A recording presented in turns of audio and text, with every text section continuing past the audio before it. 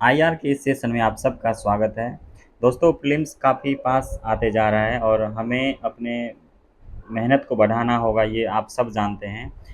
Prelims clear करने के काफ़ी सारे तरीके हैं दोस्त, जिसको फॉलो करके आप आसानी से प्रीलिम्स क्वालीफाई कर सकते हैं। हम भी चाहते हैं कि आप लोग के साथ वो सभी चीज़ें शेयर करूँ, लेकिन वो नहीं हो पाता है क्योंकि जितना संभव हो पाता है मेरे से, वो आपके साथ शेयर करता हूँ और कोशिश करता हूँ कि वो सभी चीज़ें आप लोग के साथ शेयर करता रहूँ, जिससे कि आप लोग को क्लियर करने में आसानी हो। चूँकि जिस तरह के भ्रम जाल फैले हुए हैं प्रीलिम्स को लेकर, उसमें काफ़ी अच्छे एस्पिरेंट भी फँस जाते हैं, उससे निकल नहीं पाते और उसका परिणाम नेगेटिव हो जाता है। तो आप लोग बने रहिए इस चैनल पे। इस चैनल के माध्यम से आप लोग काफ़ी सारी चीज़ें जानने को समय पे मिलते रहेंगे। जो भी आपके गाइडेंस रिलेटेड चीज़ें हैं वो भी मिलेंगे और जो भी कंटेंट मेरे से पॉसिबल हो पाएगा हम आपको करवाएँगे। आईआर के सेशन में दोस्त हमने काफ़ी सारा चीज़ करवाया है और आई होप कि आप लोग उसको देखे होंगे। जो लोग देखते हैं रेगुलर उनको काफ़ी फ़ायदा होगा आने वाले एग्ज़ाम में। ये आप लोग जब एग्ज़ाम होगा तब पता चल जाएगा। ऑलमोस्ट आईआर हमारा कंप्लीट हो गया है। एक सेशन और होगा, उसके बाद हम क्या करेंगे, जो मेरे हैंड नोट्स है जो मैंने बनाया है रिवीजन के लिए, उसको आपको करवा दूँगा। उसके बाद साइंस टेक के भी सेशन हम शुरू कर देंगे। तो बने रहिए इस चैनल पे और नए हैं तो सब्सक्राइब ज़रूर कर लीजिए। आप आईआर के जितने भी सेशन हैं, काफ़ी छोटे-छोटे सेशन हैं, उसको आप प्लेलिस्ट में जाकर देख सकते हैं, आपको उससे काफ़ी फ़ायदा होगा। आने वाले प्रीलिम्स एग्ज़ाम में आपको उससे काफ़ी सारे प्रश्न देखने को मिल सकते हैं, इसलिए देखिए उनको समझने की कोशिश करिए। अब देखिए, एक चीज़ और आप लोग जान लीजिए कि अब जो हमारे प्रीलिम्स के जो पैटर्न है ना, वो जो सोचेंगे कि हमें सीधे प्रश्न मिल जाएँगे, ऐसा नहीं होगा। आपको एलिमिनेशन टेक्निक को प्रैक्टिस करना होगा, ताकि उनके माध्यम से आप प्रश्न को सॉल्व कर सकते हैं। बहुत कम ऐसे प्रश्न आने वाले समय में मिलेंगे, जो आपको सीधे बन जाएँगे। प्रश्न की शैली बदल रही है, लेकिन जो हमारा सोर्स है, सोर्स वही है। आपको प्रश्न वहीं से मैच करेंगे जो भी हमारे प्राइमरी सोर्स है, लेकिन आपके जो प्रश्न पूछने की प्रवृत्ति है, जो पैटर्न है, उसमें बदलाव के कारण आपको थोड़ा-सा दिमाग लगाना पड़ेगा। आपको इस तरह के टेक्निक सीखने पड़ेंगे कि हमें एलिमिनेट करके कैसे हम प्रश्न को सॉल्व करें। इस सेशन में कुछ लोकेशंस की बात करते हैं जो काफ़ी इम्पोर्टेंट है और आने वाले एग्ज़ाम में आपको यहाँ से प्रश्न दिख सकते हैं। एक साइपन द्वीप है, सबसे पहला तो यही हो जाता है कि इसका ये कहाँ पर है, तो ये पश्चिमी प्रशांत महासागर में है, ये आप याद रखिएगा। जो साइपन द्वीप है होगा, मेरियाना, गर्द खाई जो भी पढ़ते हैं आप, उसी के बगल में है ये। और यहाँ पे एक सबसे इम्पोर्टेंट जो चीज़ है, माउंट तपोचो है। ये सीधे प्रश्न आपको यहाँ से पूछा जा सकता है कि माउंट तपोचो कहाँ पे है। ये सबसे जो ऊंचा स्थान है माउंट तपोचो है, ये आपको याद रखिएगा। साइमन द्वीप क्यों चर्चा में आया था? क्योंकि विकीलीक्स के जो संस्थापक हैं, आपको पता होगा विकीलीक्स के बारे में, एक मीडिया प्लेटफ़ॉर्म है जो कई सारे सनसनी खुलासे हमेशा करते रहते हैं। और 2016 में ऐसे ही एक खुलासे इन्होंने किया था अमेरिकन इलेक्शन को लेके, जो जनरल इलेक्शन है अमेरिका के, उसमें खुलासे किए गए थे, जिनमें एक तरह से रूसी खुफिया एजेंसियों की भी भागीदारी को दिखाया गया था। तो उस समय इनको जेल हो गया था, ब्रिटेन में एक जेल में थे और अभी इसको रिहा कर दिया गया है। उसी के लिए कहा गया है कि प्रशांत महासागर के साइपन द्वीप के न्यायालय उपस्थित होने के लिए पहुँचे हैं और उसी से ये चीज़ें चर्चा में आया था।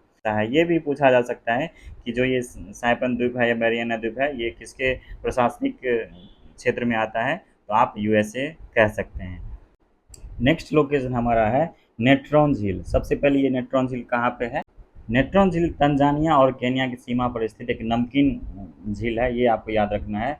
और ये ग्रेट रिफ्ट घाटी जो है, उसी का एक तरह से हिस्सा कह सकते हैं, इसको पूर्वी शाखा का हिस्सा है। ये एक रामसर स्थल भी है, ये आपको इम्पोर्टेंट चीज़ें याद रखना है। गर्म लवणीय जल है, कास्टिक सोडा के साथ साथ एकत्रित मैग्नेसाइट इसकी विशिष्ट संरचना का निर्माण करते हैं। और ये चर्चा में इसलिए आया था कि यहाँ पे इस झील में, नेट्रॉन झील पर, फ्लेमिंगो की आबादी लगातार घट रही है और इसीलिए ये चर्चा में आया था। फ्लेमिंगो एक तरह से ना, इसको सामान्यतः हिंदी में राजहंस भी कहा जाता है, जो कि कम गहराई वाले पानी में ये अधिकतर पाए जाते हैं। और ये इनकी 4 प्रजातियाँ एक तरह से होते हैं, 4 तरह के ये जातियाँ इनकी होती है। ख़ासकर ये उत्तर व दक्षिणी अमेरिका में के महाद्वीप में पाए जाते हैं और 2 जो है अफ्रीकी जो कंट्री है वहाँ पे पाए जाते हैं। एशिया, यूरोप में भी ये कभी-कभी देखने को मिलते हैं। तो इन्हीं की संख्या में यहाँ कमी हो रही है, तो इसीलिए ये जो नेट्रॉन झील है, ये चर्चा में आया था। यह झील इवासो निग्रो नदी से जल प्राप्त करती है, ये बात याद रखना है। निग्रो नदी भी आपको एक इम्पोर्टेंट पॉइंट यहाँ पे हो गया कि निग्रो नदी कहाँ पे है ये आपको याद रखना है। केनिया के मध्य से क्षेत्र से निकलती है। इस झील को सबसे खास विशेषताओं में से एक इसका आकर्षक लाल रंग, इसके रंग का मुख्य कारण अत्यधिक क्षारीयता है। लाल रंग होने का जो मूल कारण है वो क्षारीयता है। ये सब चीज़ें आपको याद रखना है। तो अगला लोकेशन हमारा है नामक्वा लैंड है दोस्तों। ये काफ़ी इम्पोर्टेंट है। इम्पोर्टेंट सभी है जो भी हमने डिस्कस किया है, लेकिन ये कुछ खास ही इम्पोर्टेंट्स है। नामक्वा लैंड में बफेल्स नदी के किनारे दुनिया के सबसे पुराने दीमक के टीलों की खोज की गई है वैज्ञानिकों के द्वारा, और इसका अनुमान है कि ये 34,000 साल पुराना है। नामक्वा लैंड बहुत सारी चीज़ों के लिए फेमस है दोस्तों, जैसे तांबे के बड़े भंडार के लिए फेमस है। 1900 के दशक में नामक्वा लैंड में कई स्थानों पर हीरे की भी खोज की गई है, आप देख सकते हैं। इनमें नामीबिया में जैसे अस्परगेबीट, दक्षिण अफ्रीका में रिक्टर्सवेल्ड इत्यादि जो भी ऐसे तरह है वो चीज़ें यहाँ पे माइनिंग एरिया देखे गए हैं। नामीबिया की बात होती है। इसमें और कई सारे जो इसका ज्योग्राफिकल चीज़ें हैं वो आप देख देख लीजिए।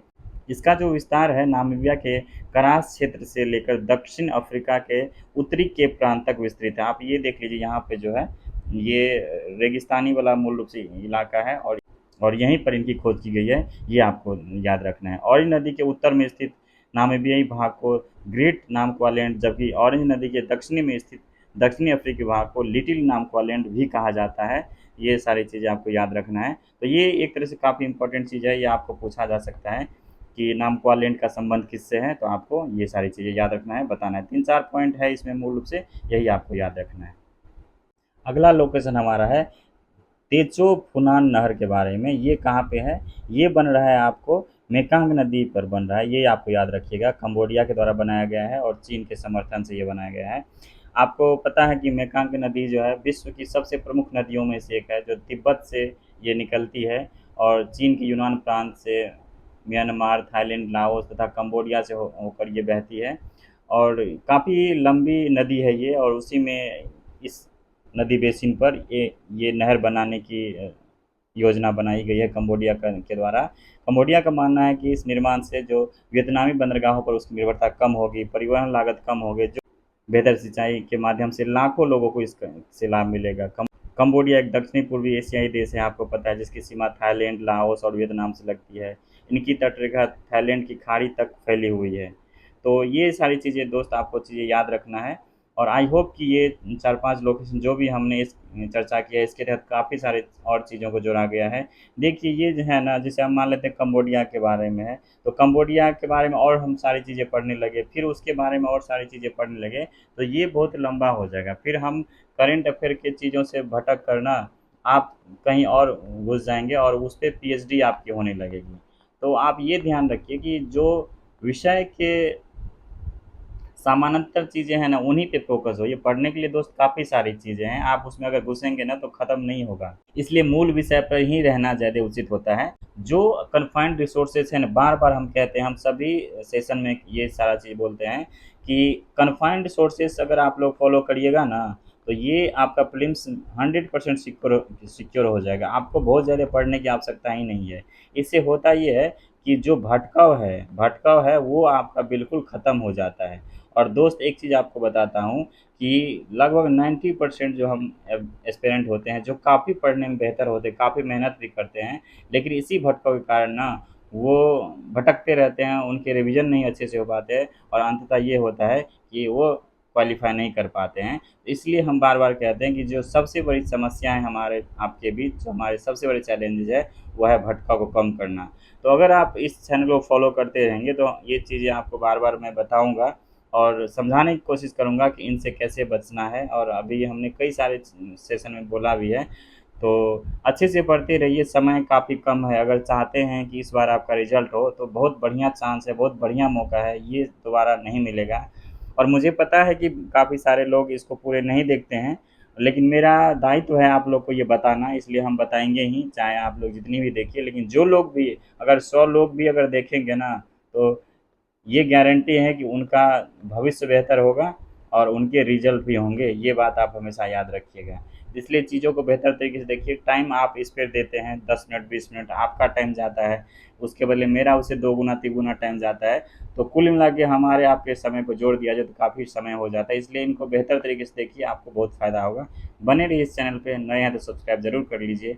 ऑल द बेस्ट, धन्यवाद।